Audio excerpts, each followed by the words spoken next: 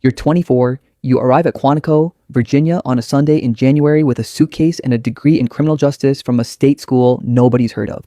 The campus looks like a military base crossed with a community college. Brick buildings, gravel paths, a gym that smells like sweat and ambition. There are 49 other trainees, lawyers, accountants, former military, a woman who speaks 4 languages, a man who worked counterterrorism in the army for 8 years. You study law, federal procedure, evidence handling, interview techniques. You learn that the difference between a confession and a conversation is 3 degrees of pressure applied in the right sequence. You run 5 miles in the dark. You shoot until your hands shake, and then you shoot again until they don't. You sleep 5 hours a night. You study case files at 1 a.m. with a flashlight because your roommate is sleeping and the material won't wait. 14 trainees wash out by week 10. The woman who speaks 4 languages quits. She says the physical requirements are unreasonable. She's not wrong, but unreasonable is the minimum. That's what they are testing. Not whether you can, whether you will when it stops making sense. Graduation day.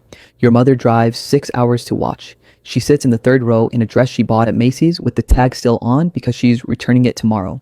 She cries when they hand you the badge. Your father couldn't come. He's managing the store. He calls that night, says he's proud. One word lands different than the rest. Proud. He says it like he's handing you something heavy. Something he never got to carry himself. Level 2. The field agent. You're assigned to the Detroit Field Office, Organized Crime Division. A desk in a room with 30 other desks. Your supervisor is a woman named Special Agent Torres. 15 years in. Eyes that have seen things she won't describe over coffee. She gives you your first case. A mid-level bookie connected to a Detroit syndicate. His name is Raymond Petty. He runs a sports gambling operation out of a laundromat on Michigan Avenue. Your job is surveillance. You sit in a parked car for 8 hours a day watching a laundromat.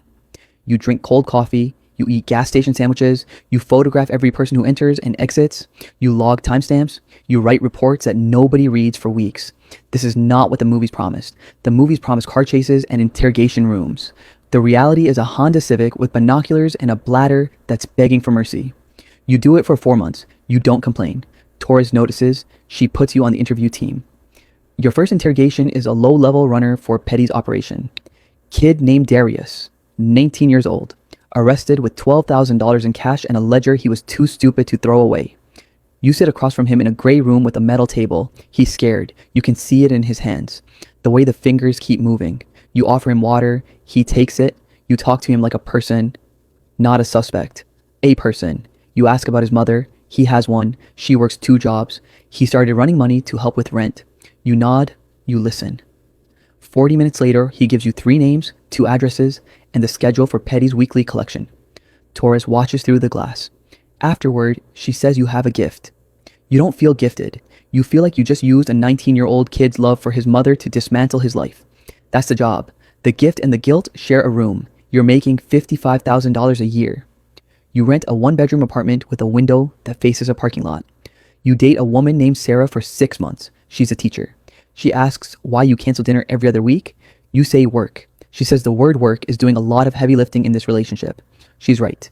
You cancel again on a Thursday. She doesn't call back. You eat takeout at your desk and read a case file and tell yourself, this is what sacrifice looks like. It is. It just looks lonelier than you expected. Level 3, the senior agent. You're 31, 7 years in. You've worked 40 cases, 14 convictions. You've been shot at once, missed. You've testified in federal court 6 times. You've developed a reputation for patience.